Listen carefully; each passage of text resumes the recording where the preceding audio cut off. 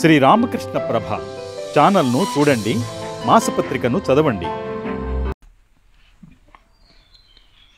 అహంకారం తమోగుణ స్వభావం. అహంకారం అజ్ఞానం వల్ల అంటే తమోగుణం వల్ల కలుగుతుంది. రావణుడికి రజోగుణం, కుంభకర్ణుడికి తమోగుణం, విభీషణుడికి సత్వగుణం ఉండేవని పురాణాల్లో చెప్పబడింది. అందుకే విభీషణుడు శ్రీరామచంద్రుణ్ణి పొందగలిగాడు. తమో గుణానికి మరో లక్షణం కూడా ఉంది, అది క్రోధం. క్రోధంలో ఏది మంచి ఏది చెడు అన్న జ్ఞానం ఉండదు. హనుమంతుడు లంకకు నిప్పంటించాడు, అయితే ఆ నిప్పు సీతాదేవి ఉన్న కుటీరానికి కూడా హాని చేస్తుందన్న జ్ఞానం ఆయనకు లేకపోయింది. తమో గుణానికి ఉన్న మరో లక్షణం కామం.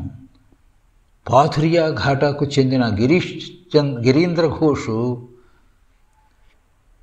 ఒకసారి ఇలా అన్నాడు: కామక్రోధాది శత్రువులు వదిలిపోవు కాబట్టి వాటి దిశను మార్చివేయి.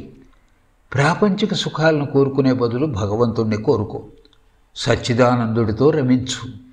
క్రోధం వదలకపోతే తామసిక భావంతో కూడిన భక్తిని ఆరోపించుకొని ఇలా పలుకు: ఏమిటి, నేను దుర్గానామాన్ని ఉచ్చరించాను, మరి నాకు ముక్తి కలగదా ఏం?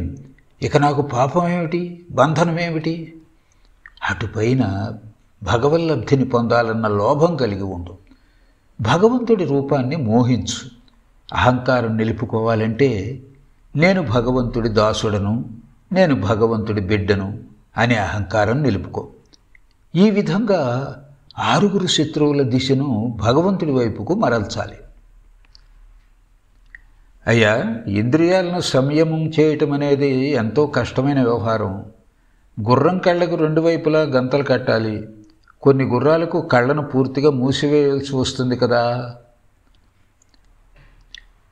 భగవంతుడి కటాక్ష వీక్షణం ఒక్కసారి ప్రసరించినట్లయితే, భగవంతుడి దర్శనం కనుక ఒక్కసారి లభించినట్లయితే, ఒక్కసారి ఆత్మసాక్షాత్కారం కలిగినట్లయితే ఇక ఏ భయమూ ఉండదు. అప్పుడు 6 శత్రువులు ఏమీ చేయజాలరు.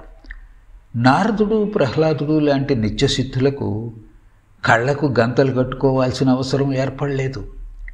తండ్రి చేయిని పట్టుకొని పొలం గట్టు మీద నడిచే పిల్లవాడు కాస్త ఏమరపాటుగా ఉంటే అతడు తండ్రి చేయిని వదిలిపెట్టి గోతిలో పడిపోయే ప్రమాదం ఉంది.